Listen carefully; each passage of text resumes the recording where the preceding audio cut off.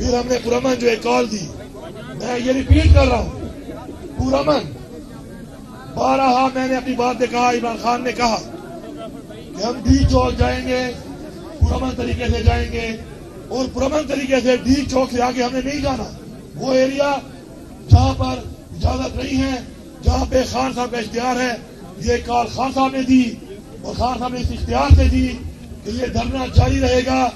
اس وقت تک جاری رہے گا جب تک میں کال آف نہیں کروں گا۔ تو پہلی بات تو یہ ہے پورے پاکستان کی عوام کو کہ دھرنا جاری ہے، اپنی ان ڈیمانڈوں کے ساتھ زندہ باد زندہ باد۔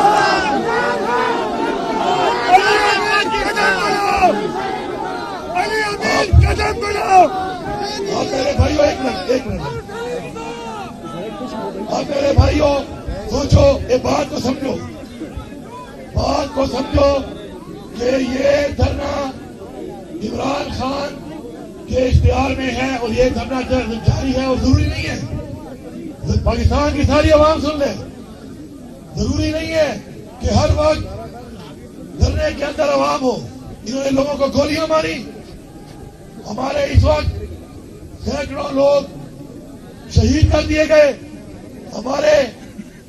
میرے اوپر جو ڈائریکٹ حملہ ہوا ہے، ڈائریکٹ اغوا کی کوشش ہوئی ہے، ڈائریکٹ اسیسینیشن اٹیمپٹ ہوئی ہے، وہ ڈائریکٹ مجھے وہاں سے اپنے فیڈرل سے اپنے صوبے میں آنے کے لیے جس طریقے سے رویہ اختیار کیا گیا ہے، تم سب جواب دو گے۔ عمر ایوب صاحب بھی میرے ساتھ تھے، ان کے ساتھ بھی یہی ہوا، کیونکہ وہی موجود تھے۔ جب گولی نکلتی ہے وہ دیکھتی نہیں ہے کہ وہ لگ کس کو رہی ہے۔